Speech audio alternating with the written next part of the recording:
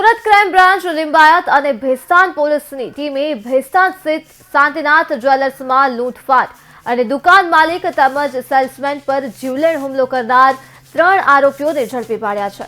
ભેસ્તાન 4 રસ્તા પર આવેલ શાંતિનાથ જ્વેલર્સની દુકાનમાં 3 અજાણ્યા આરોપીઓ ચાંદીના આભૂષણો જોવાના બહાને દુકાનમાં પ્રવેશ્યા હતા। તેમણે દુકાન માલિક અને સેલ્સમેન પર મરચા પાવડર ફેંકી ચાકુ વડે ગળા અને કમર પર ઘા મારી ગંભીર ઈજા પહોંચાડી। તે પછી આરોપીઓ કાઉન્ટરમાંથી ચાંદીના આભૂષણો લૂંટી ઘટના સ્થળેથી ફરાર થઈ ગયા। તો આ ઘટનાના સીસીટીવી ફૂટેજ પણ સામે આવ્યા છે। પોલીસે આરોપીઓને અલગ અલગ સ્થળેથી પકડી પાડ્યા હતા અને દિલનવાઝ શેખને ક્રાઇમ બ્રાન્ચે લિંબાયતના ખાલી મેદાનમાંથી પકડ્યો, જ્યારે અન્ય 2 આરોપીઓને સ્થાનિક પોલીસની મદદથી ઝડપી પાડવામાં આવ્યા હતા।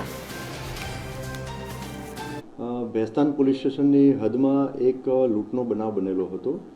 આ બનાવની હકીકત એવી છે કે ભેસ્તાન પોલીસ સ્ટેશનમાં ભેસ્તાન 4 રસ્તા છે, એની બાજુમાં સર્વિસ રોડને અડી અને એક શાંતિનાથ જ્વેલર્સ કરીને એક શોરૂમ આવેલો છે।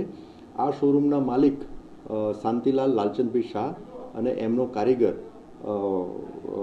બંસીલાલ ગુર્જર બંને બપોરના સમયે શોરૂમમાં હાજર હતા। તે દરમિયાન ત્રણ ઇસમો એટલે 3 આરોપીઓ પ્રથમ શોરૂમમાં ગયા અને આશરે 10 થી 15 મિનિટ એમને ચાંદીના દાગીના જોયા અને ત્યારબાદ એમની પાસેના હથિયાર એટલે કે 2 છરી હતી, એનાથી બંને જણ ઉપર એટલે કે માલિક શાંતિલાલ અને બંસીલાલ ગુર્જર એ બંને ઉપર હુમલો કર્યો।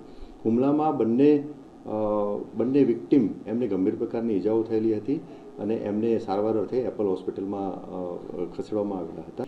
એમાં 2 આરોપીઓ પૈકી એક આરોપીને સુરત ક્રાઇમ બ્રાન્ચની ટીમે અને એક આરોપીને લિંબાયત પોલીસની ટીમે પકડી અને સ્થાનિક પોલીસ સ્ટેશન એટલે કે ભેસ્તાન પોલીસ સ્ટેશનના ઇન્વેસ્ટિગેશન ઓફિસરને તપાસ અર્થે હેન્ડઓવર કરેલા હતા।